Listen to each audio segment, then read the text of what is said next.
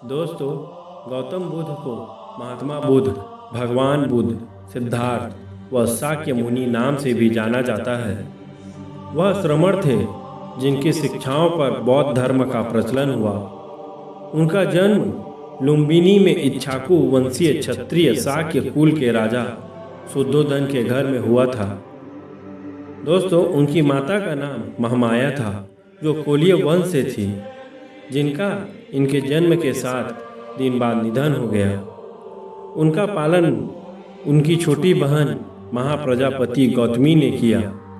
सिद्धार्थ विवाह उपरांत एकमात्र प्रथम नवजात शिशु राहुल और धर्मपत्नी यशोधरा को त्याग कर संसार को जरा मरण दुखों से मुक्ति दिलाने के मार्ग एवं सत्य दिव्य ज्ञान की खोज में रात्रि में राजपाट का मोह त्याग कर वन की ओर चले गए। वर्षों की कठोर साधना के पश्चात बोध गया में बोधि वृक्ष के नीचे उन्हें ज्ञान की प्राप्ति हुई और वे सिद्धार्थ गौतम से भगवान बुद्ध बन गए। दोस्तों, एक बार महात्मा बुद्ध प्रवचन सभा में आकर मौन बैठ गए। शिष्य समुदाय उनके इस मौन के कारण चिंतित हुए कि कहीं वे अस्वस्थ तो नहीं हैं। आखिर एक शिष्य ने पूछ ही लिया, बंदे, आप आज इस तरह मौन क्यों हैं? वे नहीं बोले तो दूसरे शिष्य ने फिर पूछा, गुरुदेव, आप स्वस्थ तो हैं? बुद्ध फिर भी मौन ही बैठे रहे।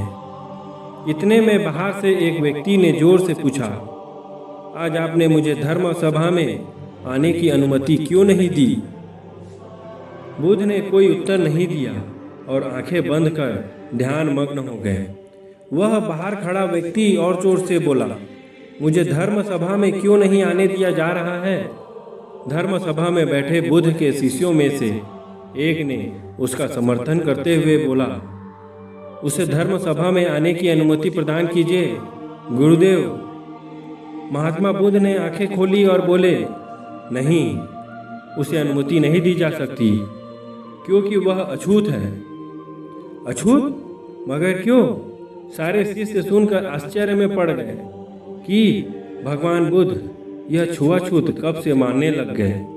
महात्मा बुद्ध ने शिष्य समुदाय के मन के भाव को ताड़ते हुए कहा, हाँ, वह अछूत है। वह आज अपनी पत्नी से लड़कर आया है। क्रोध से जीवन की शांति भंग होती है। क्रोधी व्यक्ति मानसिक हिंसा करता है। इस क्रोध के कारण ही शारीरिक हिंसा होती है।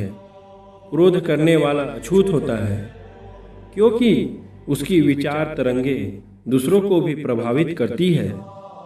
उसे आज धर्म सभा से बाहर ही रहना चाहिए। उसे वहाँ खड़े रहकर पश्चाताप की अग्नि में तप कर शुद्ध होना चाहिए। शिष्यगण सब बातें समझ गए। उस व्यक्ति को भी बहुत पश्चाताप हुआ। उसने कभी भी क्रोध न करने का प्रण लिया। इस बात को सुनकर बुद्ध ने उसे धर्म सभा में आने की अनुमति प्रदान की।